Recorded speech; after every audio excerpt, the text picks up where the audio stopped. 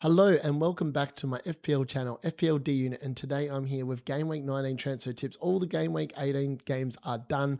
I've ended up on 63 points with massive 9 points there from Drew and Timber overnight, which was fantastic considering there was only one goal in the last two games.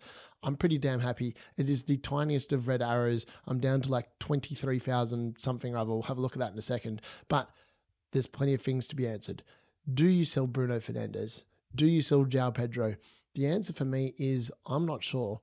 I was very unimpressed with a lot of the options that potentially could replace them, and I am not one for chasing points and forward planning. Bruno Fernandes does have a difficult fixture after his suspension, but there are a lot of players that have been suspended this week as well that will miss game week 19. Obviously, game week 20 is not good with Liverpool, but I think I'm going to hold him at this particular moment in time and just risk it and just expect that I'm going to get a little bit of a down arrow this week and just roll the transfer because there has been so many injuries and suspensions and other things to be worrying about that I think rolling the transfer might actually be the best particular play. But with that all being said, let's get into what I think is likely to be the transfer tips for game week 19 that a lot of people are going to be looking at. I'm going to try and make this as quick as possible because obviously I am off to Manchester today. So I'm going to hopefully get this out before I leave then. So the best replacements for Saka and Bruno, who are they? Cunha still hasn't been banned by the FA. So I think at this moment in time, he's actually someone that I potentially might move João Pedro to before the game week deadline if he is not banned because he has just been in such good form that he's the forward that I actually want. And João Pedro I do not want. And realistically, if he gets banned for 3 games, he gets banned for 3 games. As long as Bruno's back, I'm pretty fine with that. João Pedro probably does need to go. He has been god awful, and I just keep watching him, and he's just so disappointing. He should have been suspended yesterday. How the VAR didn't set him off for that elbow is beyond me. I know he didn't make contact, but the intent was there, and if they'd have made contact, he'd be out for at least 5 weeks. Makes no sense to me. Man City players could now be good differentials. Yes or no? I think they are. I think Phil Foden's definitely a good differential, which is why he was in my team from Saka last week, and I think that he's fine. Rotation risks are big time avoids, which means that Luis Diaz, James Maddison, Diego Jota, Darwin Núñez, all of them complete avoids for me. If you are not playing 90 minutes, if I have to worry about you being in my team from week to week, you are not going to be in my team. Crystal Palace now have really good fixtures, and it is all systems go. They even got it from a defensive standpoint. I really like the way Eze looked in this game, more so than Ismaila Sarr. I know that he is slightly more expensive. It's about 1 million more, 0.9, I think, 0.8. Ismaila Sarr's 5.8. He's 6.6. 0.8 more. I think you pay up for Eze. Eze looks the more locked for me moving forward. And I don't think it's worth paying up for expensive defenders. Trent Alexander-Arnold proved yet again that Liverpool's defence is not up to the clean sheet thing. And again, he didn't offer anything from an attacking perspective. Yes, he has the odd chance of an assist or whatever. But for me, at 7.1 million, you have to be doing a lot more than that. And you have to be performing week in, week out. I had him earlier in the season. There was too many weeks where he just got 2 points or 1 point. And that was exactly what happened here in the Leicester game as well. And in a forward-friendly season, it's just not worth it. Tottenham assets other than Solanke are probably not worth the risk. Let's be honest, they are playing crap football. They're conceding goals. They don't even look that good from an attacking perspective. I think Solanke's the one you want, and that's it. Like, he's the only one I'm actually interested in. And I had him earlier in the season. I said he was an avoid for the rest of the season, but I think potentially he's the only Tottenham player I want. Maddison, obviously, back on the bench with Bentancur returning. So for me, I don't think he can go there. So yeah, I think him, Diaz, any one of those ones that are rotation risk, they have to be moved out. You have to go with people playing 90 minutes. That's the end of the day, really. Brighton assets, get rid of them. Like, I know they finally kept the clean sheet. Ironically, in the week that I sold Bart for Bruggen for Allison, and Bart for Bruggen outperforms Allison, are you kidding me? But I just don't like them. The way they're playing, just not good football at the moment. So who are the best options to replace these? Let's have a look at what the masses are doing. And the masses this year have literally been chasing the points this season. I just don't get why everyone is chasing the points so much, but they are. So it just seems a bit weird to me. So yeah, we'll just go with that and roll with it. So moving into my score for the week, 63 points, as we can see there. I am down. Actually, it's not as bad as I thought. 22,571. I'll take that. That's actually not too bad.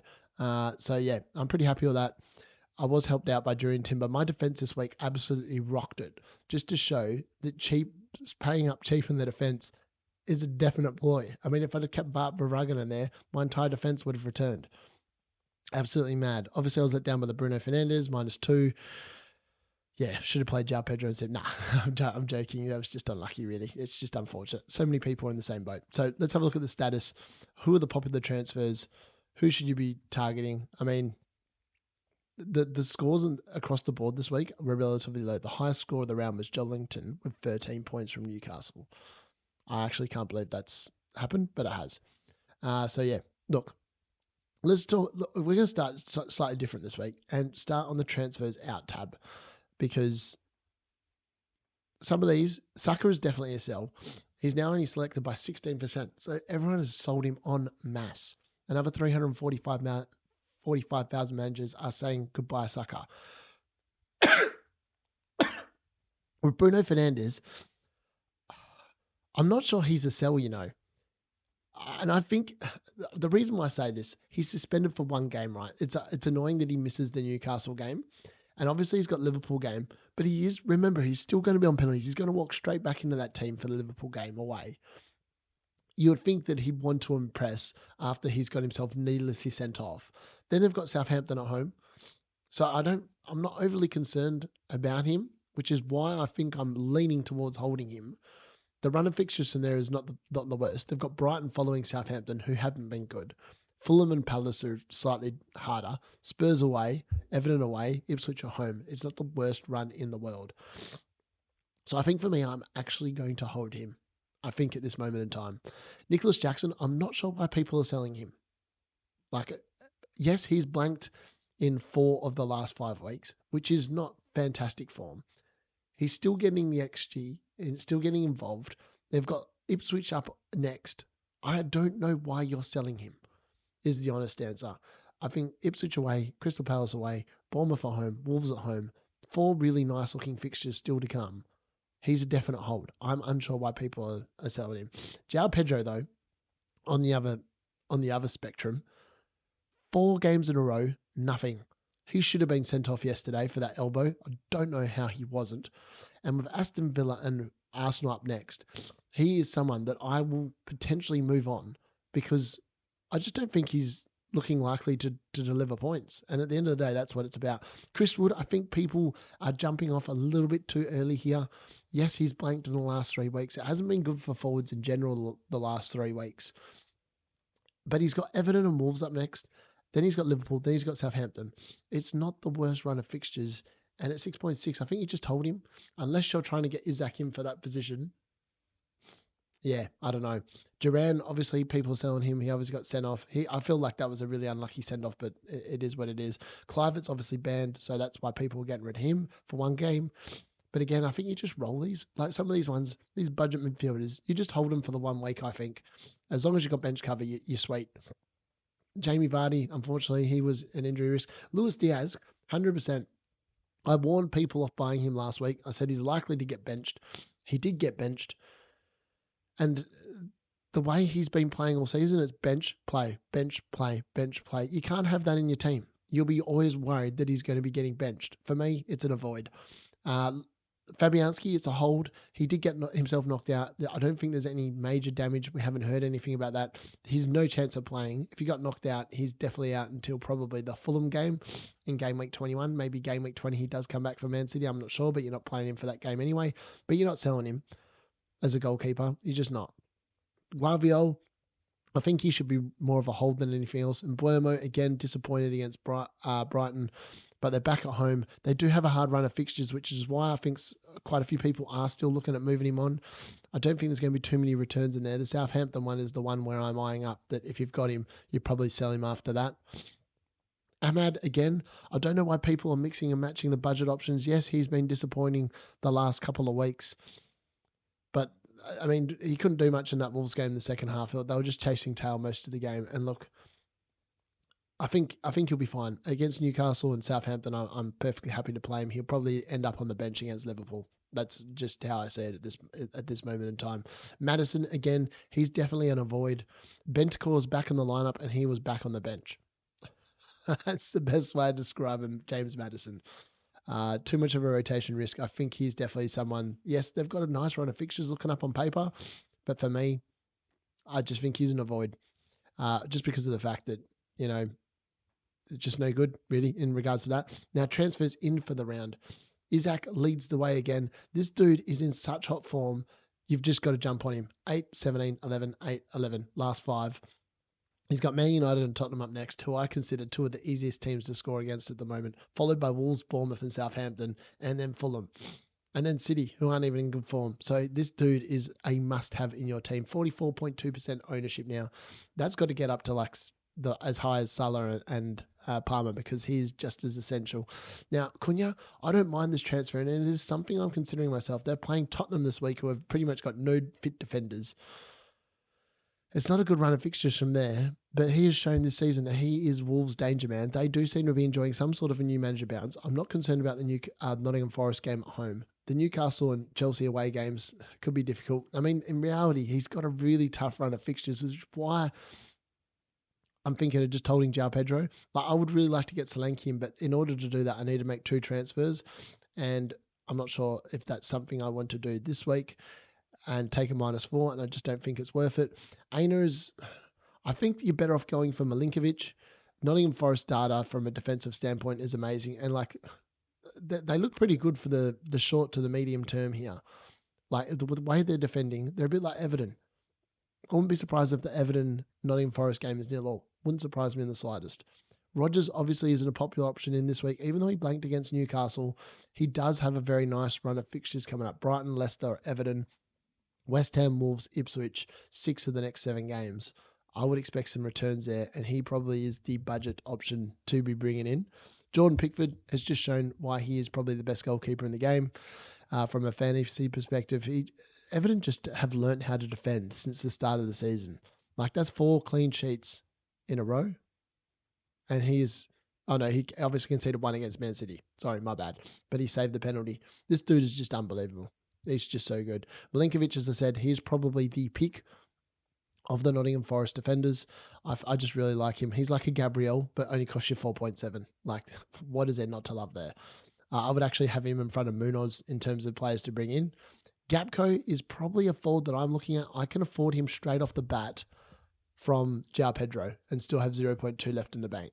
That is someone that I'm actively looking at getting in. He seems to be the Arnie slot man. He's started every game in the last 6 weeks, which gives me great confidence moving forward that he is going to continue to be in there, and he continues to deliver when he is in the starting lineup. And with West Ham, Man United, Nottingham Forest up next, followed by, Brentford, Ipswich, Bournemouth, and Wolves, I really like potentially having him in my team. Again, there is a slight benching concern there, but he's in such good form. I think he doesn't get benched. He's going to become a bit like Salah. Madison, I'm still not sure why people are bringing him in. I think he'll be back on the bench again, so I'm unsure what people are seeing there. I think they're just reactionary to Bruno. Jacob Murphy, he is a really good budget option, man. And Newcastle's run is super good from here. It's not hard to see why he is being brought in. I mean, like that, those returns the last 4 weeks are insane. Considering the minutes he's playing, he's unstoppable. I missed Gordon obviously up the top here. He's definitely a buy. He's looked really good. The last 4 of the last 5 weeks, 6 of the last 7 weeks, he has returned. Consistently returning, either an assist or a goal per week. He's got a nice run of fixtures coming up. He probably is the pick. If I was to move Bruno Fernandes on this week, he is the one that I'd be bringing in. 100%. He's just looks like he's in such good form. Ismaila Sarr, I wasn't overly convinced. He did play 90 minutes against Bournemouth along with Eze, but I just feel like Eze was the far better looking option on the field. And so for me, I would be going with Eze for the short term. Look, lots of people bring him in. Southampton game up straight up next. Looks good on paper. Chelsea, Leicester, West Ham, Brentford, Man United, Everton, Fulham, Aston Villa, Ipswich. It's just such a really good run for Crystal Palace, which is why a lot of people are moving there. Or maybe still a fairly good option. Luis Diaz, I'm not sure why people are bringing him in. Maybe because of the fact that they think he's definitely going to start, but then he's probably going to be benched the following week after that. Gabriel and Sells. Sells is a goalkeeper that if you're on wildcard, you are actively looking at because Nottingham Forest just keep clean sheets. He's a bit like Pickford. Just unbelievable. I actually think Dean Henderson's the pick there. Lots of people are starting to look at Alanga because he's returned in 3 of the last 3 weeks. but he's a minutes risk for me. I think he was likely to start back on the bench. Gibbs White is definitely the one to be targeting if you're going for Nottingham Forest. Alexander-Arnold is a definite avoid for me. This dude just doesn't return often enough from an attacking perspective to make him worthwhile. Like 0.46 expected assists again. Doesn't get an assist. For me, like the data is there. It's just he's not delivering into points. And for me, at 7.1, it has to be delivering into points or it's a no-go. Hodgson again proved that he's probably the budget defender in the game. 14-8 the last 2 weeks. Nice 2 fixtures to come. Chelsea, Newcastle, Forest, Liverpool. Liverpool's the only one you're really concerned about. Bournemouth is just a good run of form that I'm expecting them to match with the top teams above them. Henderson, as I said, really good asset there from Palace. Now, a lot of people, the one of the other forward options I really like is Dominic Solanke. He plays every single week. He plays 90 minutes, which means he's got more chance of actually getting a return. Yes, he costs a little bit more money, but potentially I think that maybe that's what you need. I just honestly don't know. In regards to anyone else, I feel like Munoz probably should be on this list because Crystal Palace do enter that run of amazing fixtures. He doesn't make the top transfers in that I can see. Neither does Eze. Maybe they're on the second page. So Eze only makes it in there. Only 17,000 people bring him in.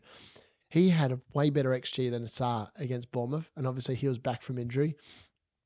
I just think that moving forward, he is the player that looks the most creative for Palace.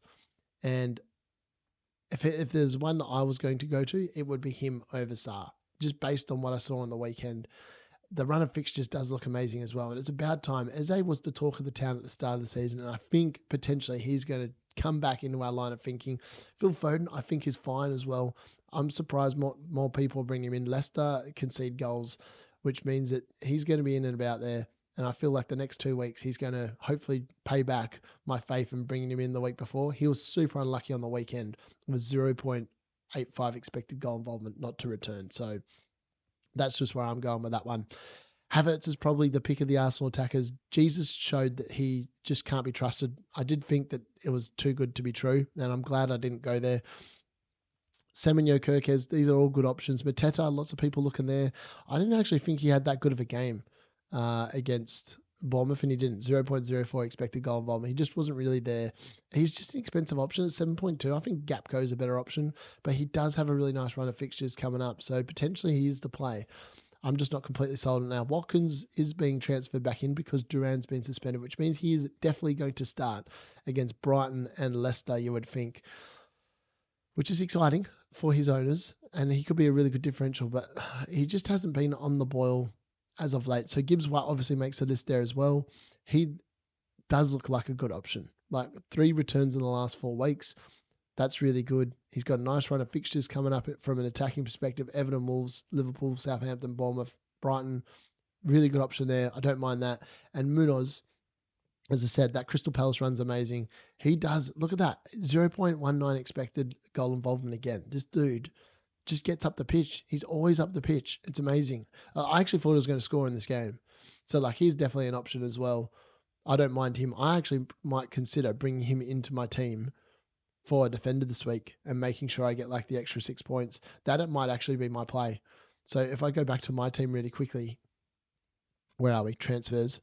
So, obviously, this week I've got Robinson, Hall, Colwill, Kirkes, and Timber, and I'm benching at the moment Hall and Kirkes, and I feel potentially like I could bring in, like, I don't really like the Colwill pick. I know he did something on the weekend, but he's definitely the most boring of the picks. He never looks like he's in line for bonus, and Chelsea obviously often concede that goal. Now, if I'm trying to work out which one I want to get rid of, it probably is Colwill. Like, I know he's got 2 returns in the last 2 weeks. They do still have a pretty nice run of fixtures coming up. But Crystal Palace are just good at Chelsea just good at conceding 1 goal a game. So if I get rid of him, then I bring in Munoz, that just makes my team look so much better. Still got 1.4 in the bank, which means that I can still turn Pedro into someone that's close to 7 mil. I can't go Cody Gapco anymore, but maybe that's the play, and I just roll him this week play Munoz, who's likely to get a clean sheet against Southampton at home, and just roll with it from there, and hope that he also gets an attacking return. I really quite like that move. That is something I might do before the deadline. So yeah, that's my transfer plans. Obviously, the 3 players I'm not keen on. Ideally, I'd like to get Timber up to Gabriel at some point, but then it would require me to get rid of Bruno Fernandes, probably for Anthony Gordon. And then I still want Pedro out of my team. So yeah, that's what I'm thinking. Those are the only players I'm really concerned about. Everyone else I'm quite happy with for the near term to the medium term. But yeah, I feel like Bruno Fernandes I am going to try and hold. It's either that or I get an Anthony Gordon. It's one or the other. I'm just not sure which way I'm going to go yet. But yeah, if I do it, I'd probably get an Anthony Gordon this week, and then Munoz wouldn't be there. So that would look like this. That would be Bruno out, and that would be Gordon in. I still feel like paying up for a better midfielder is definitely the ploy. That would leave me at 2.6 in the budget, which then means I can then even bring in an Ollie Watkins for João Pedro and rock a 3-man forward line like that. That would leave me 2.2, 0.4. I could then upgrade one of these guys to Munoz still as well over the coming weeks. So yeah, those are my lines of thinking. Hopefully you've enjoyed that. Hopefully it's been helpful. That's been Fantasy Premier League transfer tips for Game Week 19. Make sure you drop a like if you've made it all the way to the end, and press me to subscribe as well if you're new. Thanks for watching. That's been the D Unit.